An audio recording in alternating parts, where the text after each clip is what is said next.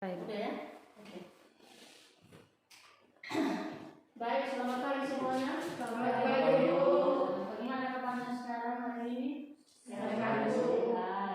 Baik, sebelum kita masuk ke mata kuliah kita, ada baiknya dulu kita berdoa. Siapa yang bisa memimpin kita dalam doa? Saya. Oke, silakan. Kita bersatu dalam doa.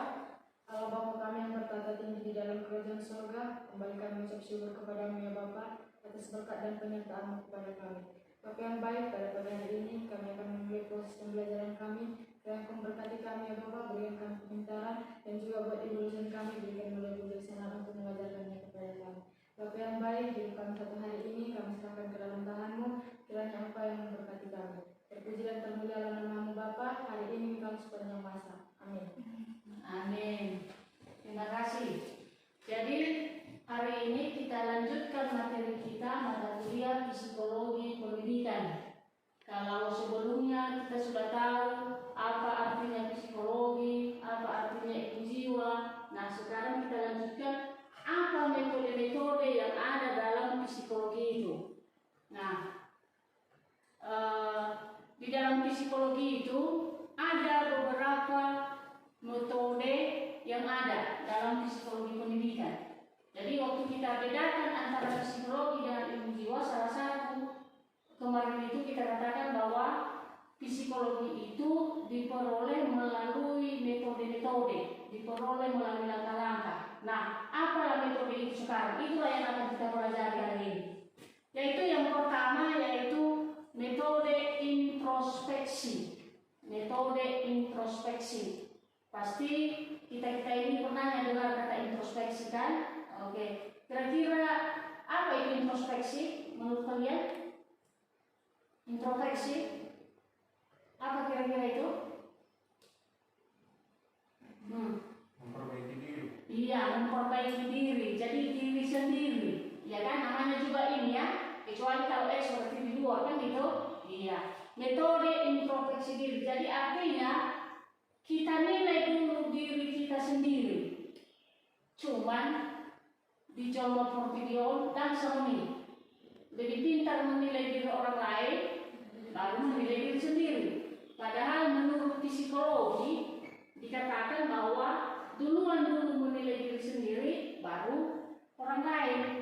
Dan kalau tidak salah pun kalian sebagai calon guru PAUD, calon guru PAUD, nanti kalian terapkan juga itu. Ada di Alkitab kalau tidak salah bahwa kenapa engkau bisa melihat selumbar di mata kawanmu, sedangkan separuh di matamu tidak bisa kamu lihat. Pernah dengar kalimat itu? Ayat itu? Artinya kita lebih pintar menilai orang, kesalahan orang sekecil apapun itu. Padahal kesalahan kita yang banyak tidak kita sadari, kita tidak tahu. Di Alkitab mengatakan bahwa dulu kita menilai diri kita sendiri. Di psikologi pun seperti itu juga. Jadi kita umpamakan itu dalam diri kita. Kalau kita membuat dalam diri kita itu sakit, maka tidak usah kita buat sama orang lain.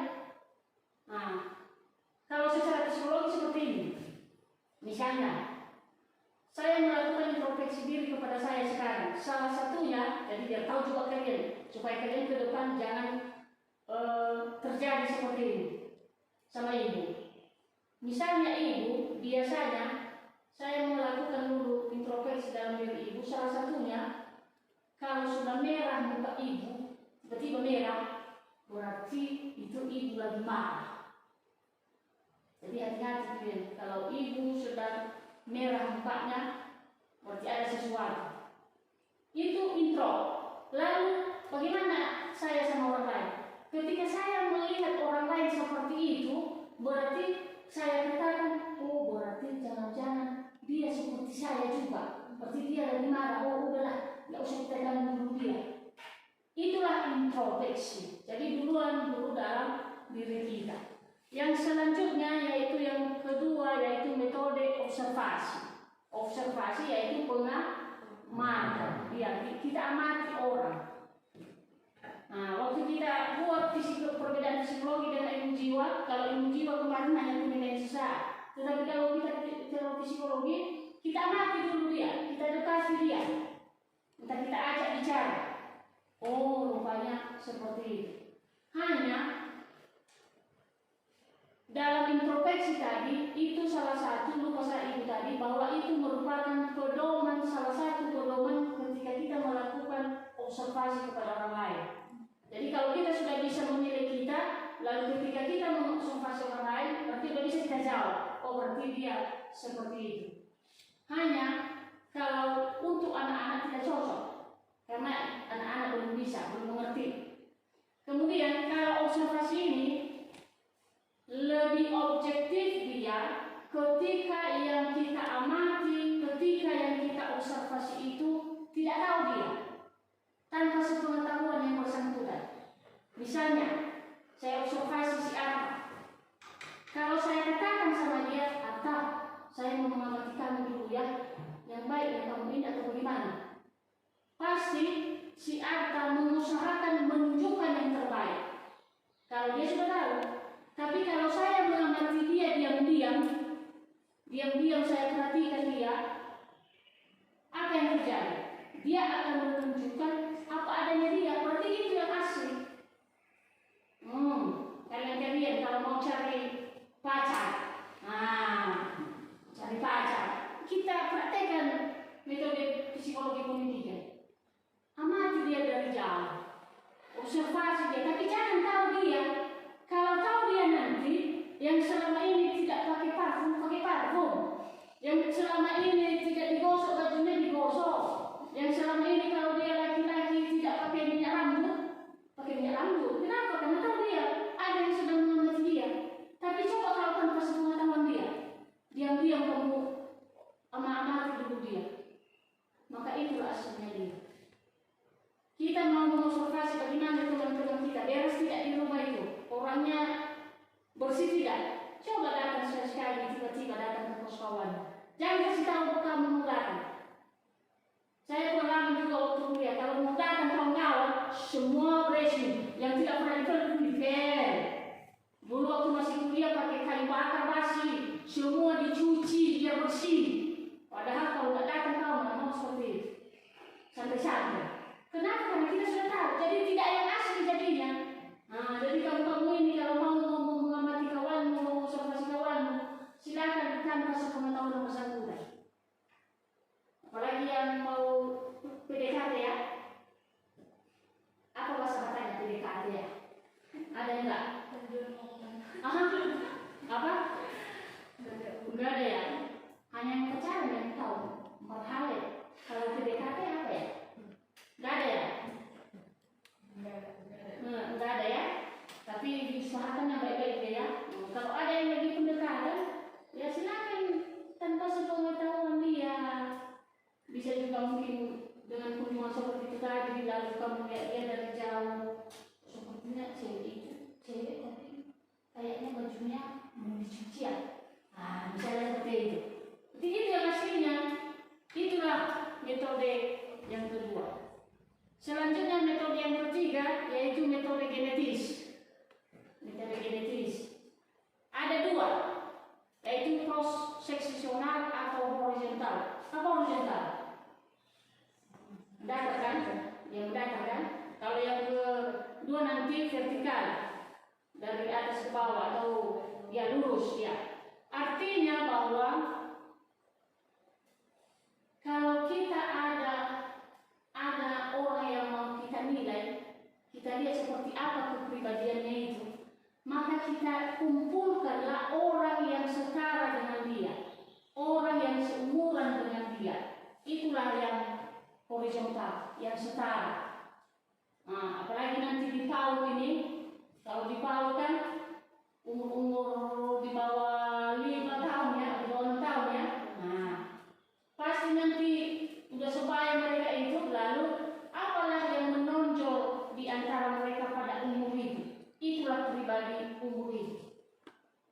Kalau sudah mahasiswa, contohnya pada umur mahasiswa akan ditunjukkan berbagai macam kepribadian. Apa rata-rata yang ada? Itulah yang horizontal. Yang vertikal, ini kalau yang vertikal ini dari bawah ke atas agak repot, agak susah, sulit dan lama.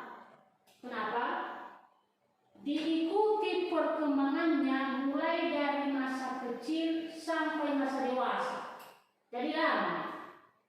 Tapi ini memang perlu kepada orang-orang yang mencari jodoh. Kenapa ibu bilang begitu? Biasanya kalau orang mencari jodoh ada apa itu pernah yang dengar bobot, bibit, apa satu lagi? Apa? Bebek ya? Oke. Kalau bobot apa?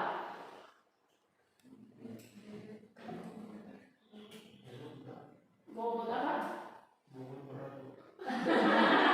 Bukan masalah berat, bukan masalah berat. Masalah kualitasnya. Iya, bobotnya ya. Iya. Kalau bebek apa ya? Oke, bibit lah kita apa ya? Bibit lah kita apa? Itu yang berhubungan dengan apa kita ini. Bibit, apa bibit? Dilihat dari keluarga, ya kan? Oke, sudah dilihat dari keluarga, kira-kira seperti apa keluarganya. Lalu dilihat lagi, ditanya, ada kawannya waktu masa kecil, waktu masa sekolah, bagaimana dia waktu masa kecilnya? Bagaimana dia waktu zaman SMP ya? Bagaimana dia waktu masa SMA ya? Datang yang sudah melihat dia kan? Itu kawan dulu waktu masa SMA, itu banyak kali itu. Nah, contoh seperti itu. Jadi itu yang secara vertikal. Jadi kalau yang horizontal tadi, bagian dari metode genetis itu, yaitu yang seumuran. Contohnya kalau yang PAUD, SD, mahasiswa. Sedangkan kalau yang vertikal atau longitudinal itu, yaitu dari atas ke bawah atau dari bawah ke atas, dilihatlah dari masa kecil sampai dewasa atau dari silsilah keluarganya sampai dia sekarang seperti apa. Maunya itu bisa dilihat juga dari penyakit bawaan. Kita pernah dengar. Biasanya apa contoh jenis penyakit bawaan? Kalau diabetes bawaan itu, saya dengar diabetes bawaan. Tidak tahu kalau betul ya. Dan itu ada juga apa keluarga yang kena seperti itu. Mamanya dulu meninggal karena diabetes. Lalu ada anaknya bersaudara mau laki-laki mau perempuan. Berapa anaknya itu? Ada 5 atau 7. Satu dua yang tidak punya diabetes. Iya. Itu juga apa? Jadi itulah yang vertikal itu. Jadi bisa nampak semua. Jadi tanpa kita sadari sebenarnya selama ini sudah kita praktekkan metode-metode ini. Cuma kita tidak tahu apakah itu metode. Lalu selanjutnya ada metode evaluasi penilaian, adalah yang kuesioner atau angket. Artinya disusun pertanyaan, maka ketika dia menjawab, maka itulah dia. Misalnya, memang kalau anak PAUD tidak bisa kita buat seperti ini, hanya wawancara yang bisa mereka, karena mereka tidak bisa menulis. Tapi mungkin kalau anak-anak SD yang sudah bisa membaca, SMP, SMA, atau mahasiswa kita ambil contoh. Apa kuesioner ini, angket ini ada terbagi dua. Mudah-mudahan pernah kamu dengar selama ini. Ada angket terbuka, ada angket tertutup. Nanti kalau di semester 7, 8 kalian akan menulis, di situ nanti akan lebih mengerti kalian. Atau belajar metodologi penelitian nanti semester berapa kalian mungkin lebih tahu nanti kalian istilah itu. Jadi ada angket terbuka, ada angket tertutup. Angket ini bisa bentuk pertanyaan, bisa bentuk pernyataan. Angket. Lalu ada angket terbuka, ada angket tertutup. Tapi bukan dalam arti buka-bukaan yang begitu. Model pertanyaannya yang model terbuka. Misalnya, apalagi pada masa pandemi ini, judul penelitian kita contohnya kalau masa meneliti ini, atau kita melihat situasi dalam suatu daerah. Saya mendengar di TV ya, 2 hari yang lalu di mana itu ya. Kayaknya 1 minggu ini salah satu provinsi yang naik angka terpapar COVID Sumatera Utara. Salah satu, ada dua provinsi itu saya dengar kemarin. Lalu kita cari apa problem baru. Kita buat pertanyaan, kita buat angket.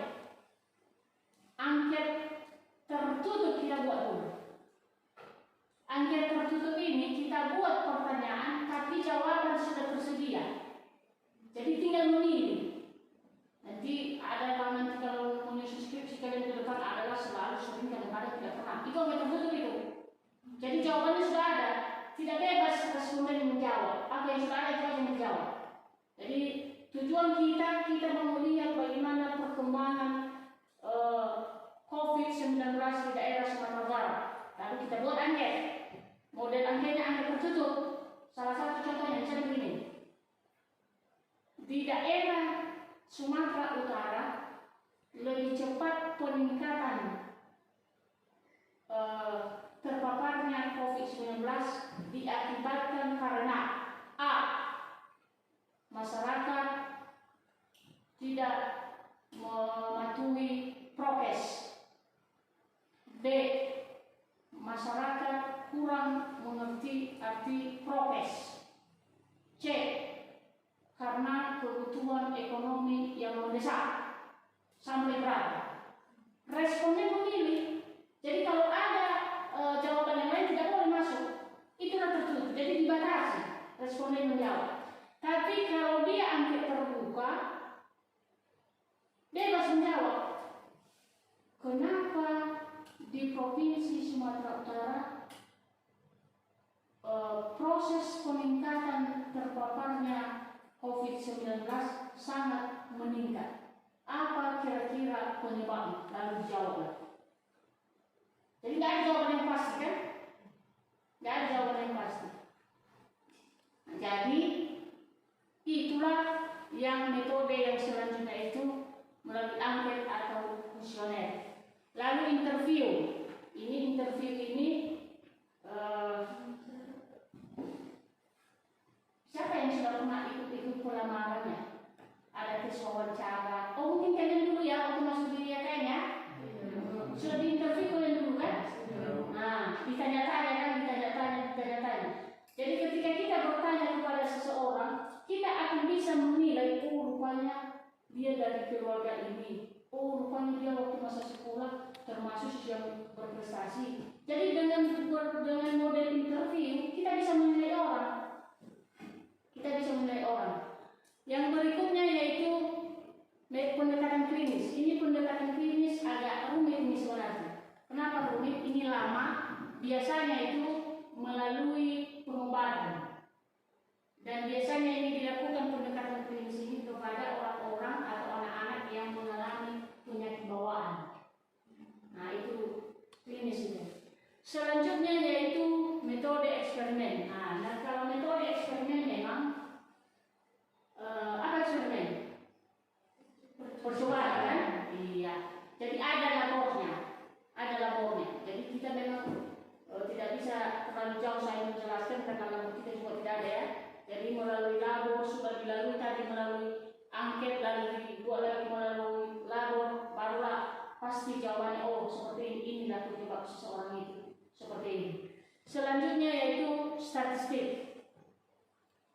Jumlah bisa dari statistik dari segi umur sekian sampai sekian, bisa juga dari segi statistik dari jumlah penduduknya, bisa juga dari segi tinggi rendahnya badan postur tubuh, bisa diambil kesimpulan. Biasanya kalau orang barat, kalau secara statistik mereka rata-rata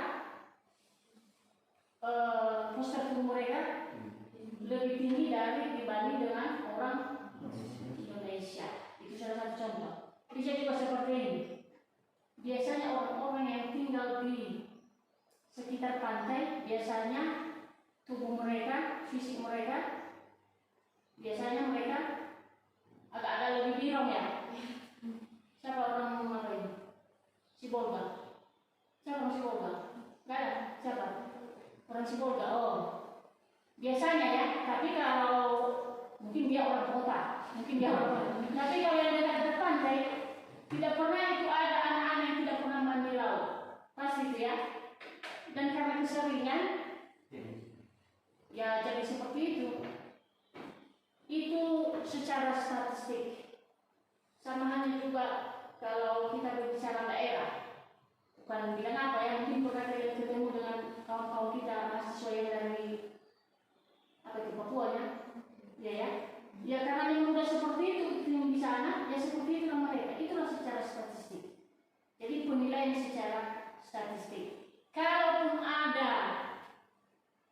individual itu tidak satu di antara 100 atau satu di antara 50 yang beda dengan mereka seperti itu. Itulah yang metode statistik. Jadi ada 6 metode-metode yang ada dalam psikologi pendidikan. Yaitu yang pertama metode introspeksi, metode observasi, metode dialektis, metode evaluasi, metode eksperimen, dan metode statistik. Jadi itulah metode-metode yang ada dalam psikologi pendidikan. Sebenarnya dan sesungguhnya masih banyak jenis metode psikologi yang lain. Kalau semua kita pelajari tidak selesai satu semester ini, apalagi kalau langsung praktek. Tapi ibu sudah mengambil garis-garis besarnya. Jadi ini aja pun kita praktekkan. Nanti kalau kita sudah jadi guru, kita akan mengetahui siapa peserta didik kita dengan kita mempraktekkan metode-metode ini. Karena guru kan wajib mengetahui siapa peserta didiknya, kan begitu? Seperti apa kemampuannya, nanti akan kita pelajari. Jadi bukan hanya sekedar siapa namamu, si Mega, bukan hanya sekedar itu, tapi lebih bagusnya lagi guru itu si Mega itu anak siapa, di mana rumahnya, seperti apa keluarganya, seperti apa kemampuannya dalam belajar. Jadi kalau kita sudah mengenal siapa peserta didik kita itu, akan gampang proses belajar mengajarnya. Tahu lagi di mana tempat tinggalnya, apalagi di masa COVID ini. Kita suruh Zoom mereka, padahal lampu aja di rumah mereka nggak ada jaringan, kan nggak mungkin. Jadi kalau kita sebelumnya kita tidak tahu siapa siswa kita, ya pasti kita marah-marah. Kenapa kau tidak gabung? Kenapa kau begini? Ibu juga mengalami seperti itu. Kenapa belum masuk dari Zoom? Kenapa belum masuk dari apa? Tapi memang caranya memang begitu. Jadi kalau kita tidak tahu, kita tidak mengumpamakan seperti metode psikologi pendidikan ini yang ada, tidak berjalan terus belajar mengajar, asik marah-marah saja. Jadi tidak bisa kita praktekkan. Ini kamu juga kalau kelak akan jadi guru, apalagi kamu ini calon guru PAUD. Jadi yang kamu hadapi itu anak-anak. Jadi harus bisa kamu tahu seperti apa umur mereka. Ibu sudah pernah mengatakan selama ini, kalian calon-calon guru PAUD ini, siap-siaplah kalian mengantar ke kamar mandi adik-adik itu, lalu membersihkan kalau ada angka 11 di hidungnya, ya kan? Wajib itu. Jadi kalau sifat kita tidak sanggup kita seperti itu, ya belajar mulai dari sekarang. Kalau tidak, bahaya nanti tidak jadi-jadi kita. Oke, saya lanjutkan. Jadi setelah kita mengetahui metode-metode ini, berarti kita tahu bahwa setiap peserta didik yang ada nanti di kelas sama kita itu mengalami perbedaan. Maka sehingga materi selanjutnya yang akan kita pelajari yaitu aspek perbedaan individu. Apa saja aspek-aspek perbedaan yang dimiliki oleh peserta didik kita itu? Yaitu yang pertama. Sebelum masuk itu dulu. Walaupun dia bersaudara, anak kembar sekalipun tetap memiliki perbedaan. Kenapa? Ada yang karena bawaannya, ada yang karena pengaruh lingkungan. Apakah dilihat itu dari segi sifatnya ataupun dari karakteristiknya, ada karena pengaruh bawaan, ada karena pengaruh lingkungan. Apa saja jenis-jenis perbedaan itu? Yaitu yang pertama,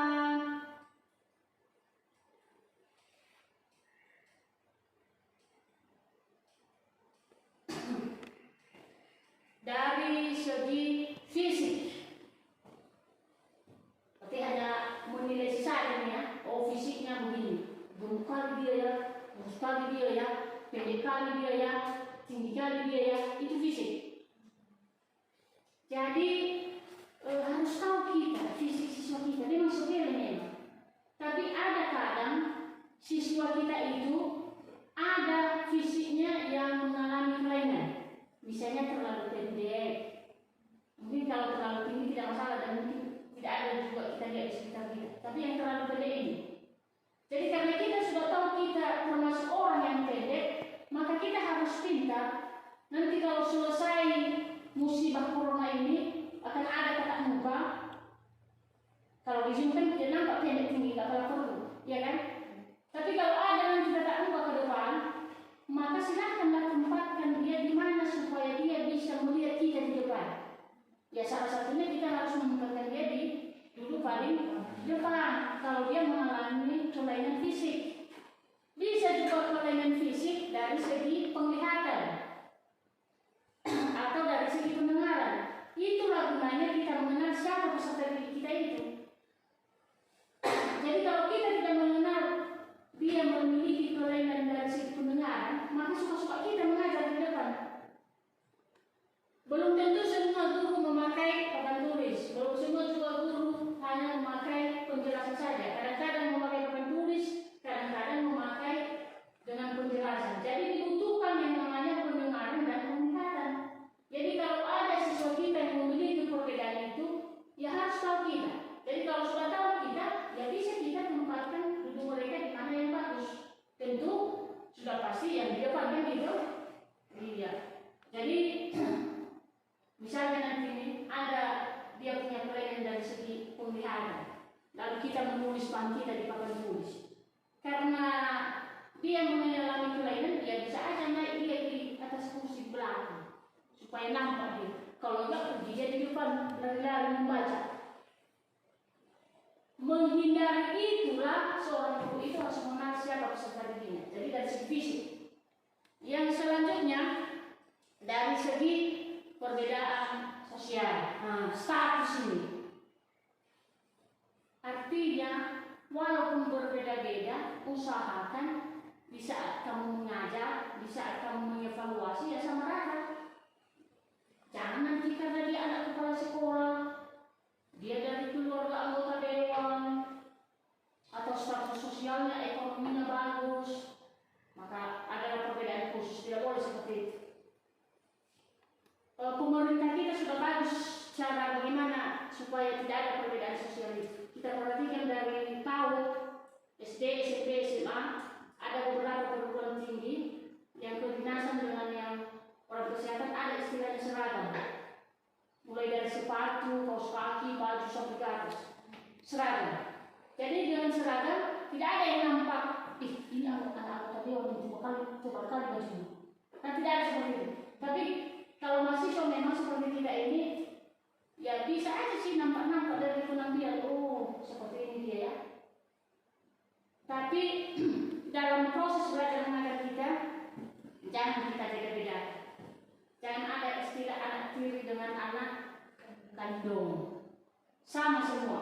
Mau siapa peserta didik kita ini. Jadi dilihat dari status sosial. Yang berikutnya kepribadian. Jadi bagaimana kepribadian orang? Jangan berharap nanti kamu jadi guru, semua siswamu itu nanti akan mangguk-mangguk sama kamu. Tidak ada itu. Jangan berharap nanti kalau kamu sudah jadi guru, kamu kasih tugas, maka semua mengerjakan. Tidak ada itu. Jangan berharap ketika kamu nanti sudah sampai di dalam kelas, lalu semua siswa itu mendengar kamu di depan seperti ini. Diam. Tidak ada itu. Jadi beda-beda. Pasti ada saja yang terjadi di kelas itu. Bisa ada yang tidak mengerjakan PR, bisa dia menyahut-nyahut suara kita dari belakang, bisa juga sebentar-sebentar permisi miss, permisi bu, mau ke kamar mandi. Apalagi kalau masih ada anak masih tahu, sebentar-sebentar permisi miss. Ya kalau dia sendiri aja yang pergi, kalau bilang miss kemana lah miss? Ya harus pergi mandi. Belum lagi miss disiram lah miss. Kan? Ya harus siap pergi ya. Namanya juga guru PAUD. Jadi harus siap pergi itu. Belum mereka orang tua memasukkan anak-anak ke PAUD, belum semua bisa mandiri. Ini pengalaman ada anak-anak di rumah. Memang karena belum mandiri dia mau pergi ke kamar mandi. Kalau ditanya dia di rumah katanya tahan-tahan nak. Gak bisa buku celana. Kenapa kau bilang sama miss takut aku miss? Kenapa dibilangnya ada kata takut? marah. Mungkin ya, itu kan hanya secara apa itu, pengalaman. Jadi pulang dia nanti, mama aku mau kemana? Kenapa? Iya mau kemana? Udah tahun ini. Kenapa ya di sekolah tadi? Nggak bisa aku buka celana aku. Kenapa ya kamu yang sama Miss? Takut mak. Kenapa takut? Kan gitu. Nah, jadi itulah kemudian belum semua bisa seperti itu. Lalu kamu kasih tugas, apalagi di PAUD ini, belum tentu orang tua semua memperhatikan anaknya di rumah. Kalau anak PAUD, apalagi masa COVID ini, anak-anak SMP aja harus ditemani orang tua. Pengalaman kami di rumah, kebetulan di rumah kami itu ada yang PAUD, ada yang SD, ada yang SMP, ada yang SMA. Semua terlibat, apalagi yang PAUD, semua guru di situ. Ada yang melakoni, entah kalian pernah lihat di Facebook selama ini, cara belajar di COVID ini. Ada yang mempraktekkan, ada yang memvideokan, ada yang suara mengajari. Jadi semua terlibat. Anak SMA pun dia perlu orang lain. Kenapa? Disuruh mempraktekkan gerakan Poncas contohnya. Apa kemarin itu sama anak saya di rumah katanya disuruh memperagakan menyepak pasir bawah atau apa itu? Ulah kakek apa? Harus dibutuhkan orang lain. Siapa lagi yang terlibat? Terlibat lagi orang tua di situ. Sehingga heboh. Mulai dari jam 7:30 pagi sampai jam 1 siang, setiap rumah heboh. Ribut di rumah. Ada satu, mana tugas rumah? Yang satu juga tugas rumah. Itulah resiko di masa pandemi. Coba kalau nggak ada pandemi, orang tua sudah tenang, pokoknya hanya pagi-pagi dia sibuk berangkat anaknya sekolah, udah tenang dia tinggal mereka pekerjaan rumah. Tunggu nanti baru lagi diladen di situ. Makanya berdoa ke dia supaya selesai COVID ini. Amin. Iya. Itulah kepribadian itu. Jadi berbeda semua siswa kita itu, tidak ada yang sama. Jadi siap-siaplah kita menghadapi perbedaan itu. Ada karakter yang berbeda, ekonominya pun berbeda. Yang berikutnya, perbedaan yang berikutnya yaitu intelijensi. Nah, ini lagi kemampuan. Tidak selamanya ketika kita mengajar semua siswa itu sudah mengerti. Padahal sudah mati-matian kita dari depan. Sudah semua kita jelaskan. Kita pakai lagi bahasa sehari-hari. Tidak selamanya sudah mengerti semua. Ada saja 1-2 yang masih belum mengerti. Kalau contohnya nanti di bawah dikasih PR, maunya ada PR, memang bukan PR seperti SD sih. Adalah menyambung huruf, menggambar. Walaupun sudah dijelaskan misinya dari depan, tapi kamu juga nanti besoknya, kenapa tidak kamu kerjakan? Tidak tahu aku mis, padahal sudah dijelaskan misinya semalam gurunya. Kalau di tingkat SMP SMA mahasiswa, gurunya sudah mengajar dengan sepenuh hati, sudah semua diberikan contoh yang banyak, lalu pemakaian bahasa sehari-hari, toh juga masih ada 1-2 tidak mengerti. Masih ingat kalian kalau belajar ilmu-ilmu seperti matematika, fisika waktu kemarin itu, waktu masa SMA, SMP kalian, zaman kalian masih ada istilah apa ya? Main pukul guru. Iya. Masih ya? Masa sih? Iya. Berarti kan berapa tidak ada itu lagi ya? Oh masih kalian kena? Kami dulu, masuk ke matematika, ada garis yang 1 meter warna kuning dia. Caranya lagi sebelum masuk dia udah ditutup-tutupnya, jadi tongkatnya itu. Itu hati-hati kalau begitu. Ketika kau tidak tahu dilibas sampai merah-merah kita ini, belum lagi begini. Dulu ada penghapus, bukan penghapus seperti kita ini, kayu apa aja, bawahnya itu. Itu lagi dipukul, apa lagi kepada kita. Belum lagi kebetulan dulu waktu ibu SMP ada orang tidak membatak dari sini bukan. Kalau dia menghukum siswa, dicubitnya perlu. Tidak ada bedanya mau perempuan membuat lagi. Tapi ada juga kawan-kawan yang datang itu dibuat apa di sini supaya itu orang. Jadi kalau dia tidak fokus, tidak tahu bapak itu. Jadi ketawa kami nanti dari belakang. Kalau ditarik guru itu nanti perutnya, kita ketawa dia. Kenapa kita ketawa? Tidak fokus, malah senang apanya ini, gurunya ini. Karena udah kuat, gini dia kan kita ketawa sama siswa kawan kami. Kami tanya setelah itu, apa ini dibukanya? Coba cari kain guru. Dikira guru apa? Perutnya, kulit perutnya. Kalau pernah ada juga yang ngasih buku, nampak tidak terpegang buku itu. Kenapa ini kan ketahuan nggak dia tambah dihukum oleh dia? Kenapa itu? Mungkin tidak bisa sih kita salahkan guru itu. Tapi sebenarnya tidak boleh begitu. Ya kalau memang guru, kalau memang siswamu tidak tahu ya jelaskan aja lah. Jelaskan aja yang dia tidak mengerti itu. Sehingga tahu dia bahwa kemampuan siswa itu berbeda-beda. Jadi di saat kita guru nanti harus tahu kita perbedaan yang dimiliki siswa kita. Apa saja itu? Inilah secara umum itu. Dan sudah saya jelaskan tadi apa perbedaannya. Lalu setelah tahu kita perbedaan itu, maka bisa kita menyesuaikan proses belajar mengajar kita. Kita bisa menyesuaikan cara ngomong sama siswa kita. Misalnya saja pun, lupa saya tadi dari segi bahasa. Kalau kita sudah tahu di kelas kita itu tidak semuanya mengerti bahasa daerah, jangan sering-sering pakai bahasa daerah. Hati-hati kamu nanti kalau memilih tempat PPL. Kalau kamu orang kota, jangan pilih tempat PPL di desa. Susah kamu nanti. Karena kalau di desa tidak mengerti bahasa Indonesia, mereka tidak tahu. Harus bahasa Batak kamu buat, kan gitu. Sementara kamu juga tidak mengerti bahasa Batak. Kalau kita dari kota, maunya itu juga saya tanya mahasiswa. Ngertinya kau bahasa Batak? Tidak Bu. Mau juga sedikit Bu. Mau juga ngerti Bu, tapi tidak bisa ngomong. Ya, seperti itu. Jadi sesuaikan di mana kamu mengajar itu, pemakaian bahasa pun perlu menyesuaikan. Jadi kalau memang di lingkungan itu, di kelas itu ada lagi di antara mereka yang kurang mengerti bahasa itu, jangan sering-sering pakai bahasa itu.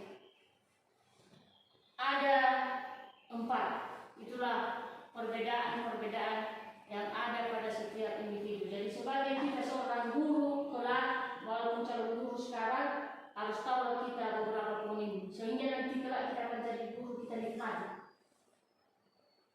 Itulah perbedaan yang dimiliki oleh setiap peserta didik, dan demikian juga penjelasannya. Jadi kalau ada pertanyaan atau ada yang kurang mengerti dari kalian, silakan. Kalau tidak ada, kita tutup.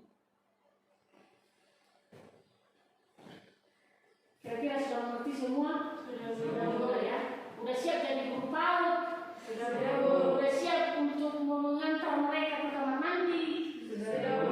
Udah siap mengerti nggak kalian saya bilang angka 11? Mengertinya? Oh, kira tidak mengerti. Ada angka 11.